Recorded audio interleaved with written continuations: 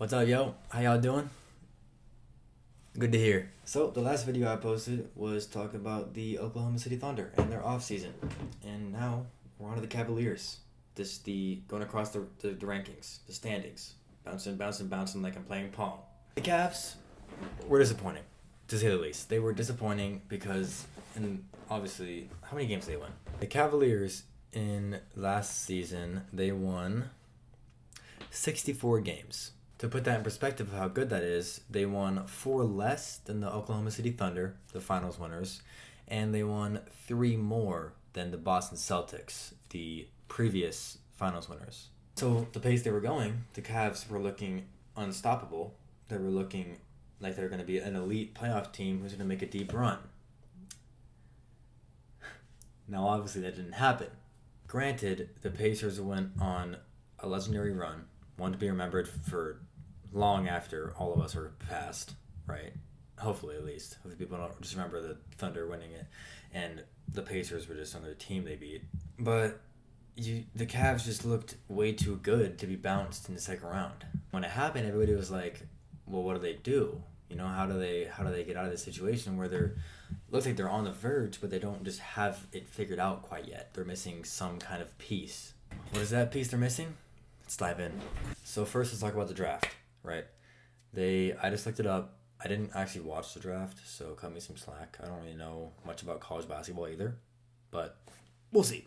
With their first pick, they took Tyrese Proctor, who's a guard from Duke. Duke's kind of a promising school. Duke is a promising school, excuse me. Not kind of, is.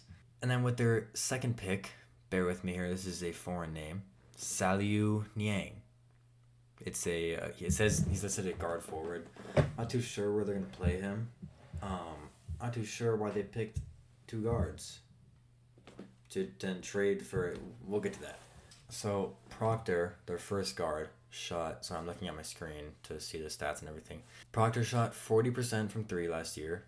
He was promising as an on-ball defender, and it's listed that he could improve on his steal rate. Is like a con of his. Now their other pick, Salu Niang, pretty sure is right. He didn't shoot very well. 26% from 3 and 71% from the free throw line. I don't know what it is from the field. Hold on. He shot 53% from the field, averaging 8 points.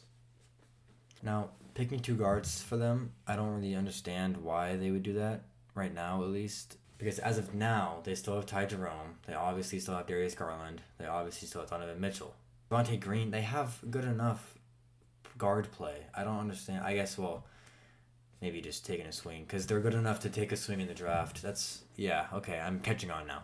But I was looking at it, and it says they got a B grade. So I think Proctor is promising prospect for them. And Niang is kind of a swing. You either hit a home run or you don't hit the ball at all. You strike out. So I can understand that. The Cavs have the freedom to do that because they are so well built, for one. And they've been together for so long. It's like the Thunder. They've been together for long enough to where they know each other and they have the chemistry. I hope they don't blow this up like every other head coach wants to do. They have one bad season or they lose in an unfavorable way and they just blow it up. Don't do that. But I've been alluding to the trade all day for the past 3 minutes. On June 28th, they made a trade with the Bulls to acquire Lonzo Ball for Isaac Okoro, straight up. I think that's a really good trade for them. Lonzo, when he's healthy, is a winning player. He is a playmaker. He is a great passer. He is a scorer. He shot, I think, 40% from 3 when he played last year. And he's a defender. That's exactly what the Cavs need. Now, I looked it up also. Ty Jerome is a free agent this year, so that might be why they traded for Lonzo, just so they don't have to stress about replacing Ty Jerome. I don't know if they sign him now, because he played so well. He's going to need a bigger contract, and I don't know if they want to or can afford that, So getting Lonzo is a great play there. That's just one of the holes they had, because you saw, one, Jared Allen wasn't very good in the playoffs. I don't think he scored the ball much.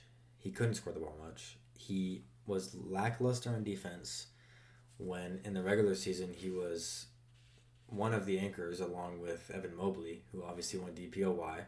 And it's kind of hard to decipher what they need to fix based off the playoffs because the Pacers aren't really a team that, you know, exploits a certain issue. The Pacers play their own game. So you look at the Cleveland Cavaliers losing to them, it's like, well, is the whole team just bad at defense, or are the Pacers playing that good?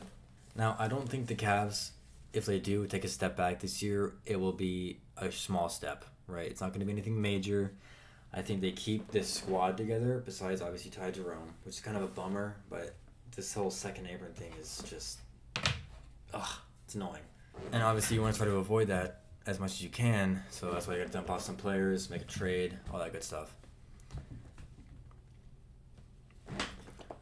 But they're still young, right? They still have developing players. Evan Mobley is still developing, even though he just won DPOY, right? He's still getting better. Darius Garland and Donovan Mitchell can still get better. I think Donovan Mitchell might be at his peak right now, just because he's been playing so good. I don't know if there's another step for him. Maybe a bigger playmaking step. I don't know. He could do better passing the ball, but he's also, you know, the main scorer, so I'm not expecting that from him.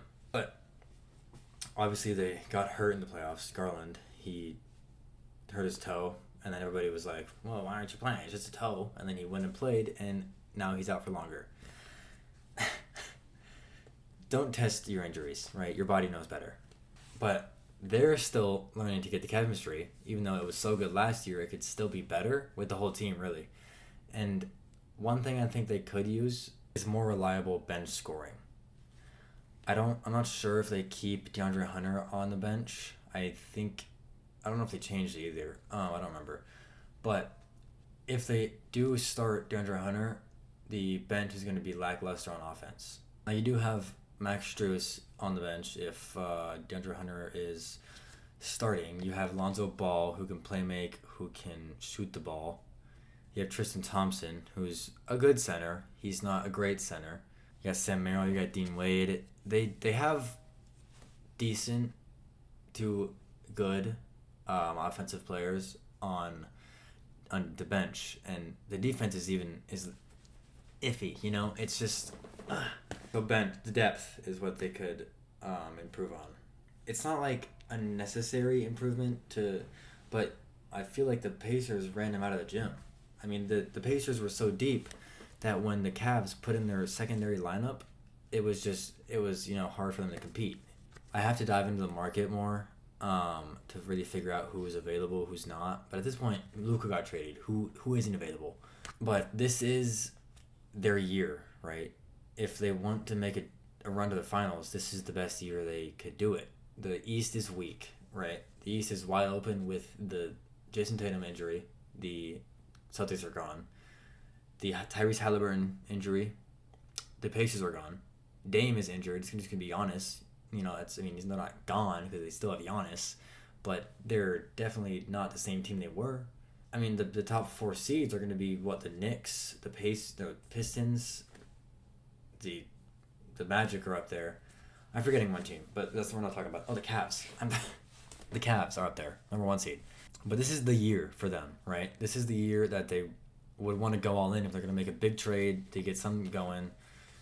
Maybe trade for, you could trade for one of the stars while they're down. Maybe try to get Dame off the bench. No, that was a tone. Why did I say that? Don't do that. One thing I did see, I don't know why I'm fidgeting with my phone case. Don't mind that. But one thing I did see, and I was thinking about with my friend, LeBron should go back to Cleveland. If LeBron goes back to Cleveland, this is the perfect time for a farewell tour. Now, unfortunately, LeBron re-signed with the Lakers for his final year. But next year, you know, or they could just trade for him. I'll just tell Adam Silver, be like, hey, have LeBron go to the Cavs. And he'll be like, okay. But imagine that. Imagine this team, right, with LeBron on it at the 3. Oh my gosh, that would be so good because then you have DeAndre Hunter coming off the bench. You can have the bench run with LeBron, and LeBron would be at the 3. DeAndre Hunter can play at the 2 or the 4. You have Lonzo. You have the playmaker. You have, oh my gosh, that team would be so good. Who's stopping that? And LeBron can still score 25 points a game. LeBron is not washed. Sorry, I'm glazing.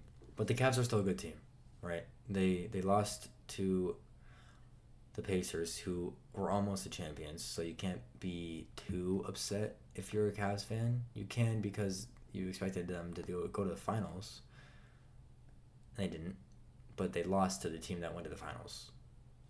So it's like they were still up there. And I think they'll still be up there this upcoming season. Like, they're still going to be one of the best teams in the league because they still have one of the best constructed and patiently built teams in the league that just makes them head and shoulders above everybody else, right? Do they have some holes they could fill? Yeah, of course. Every team has holes they could fill. But every team can't do everything all at once, right? That's why the Thunder were so good. They built this team for years. I think they've been together for like 4 years, 4 years with Chet. 2, technically, that they've played together. But this team just needs time. I mean, this was the first year in the playoffs for a bunch of those players in high-stress games, high-pressure games that were just loud and, intense. You can't expect this team for the first time, for like a lot of these players, to be in this situation to just play the same way of basketball.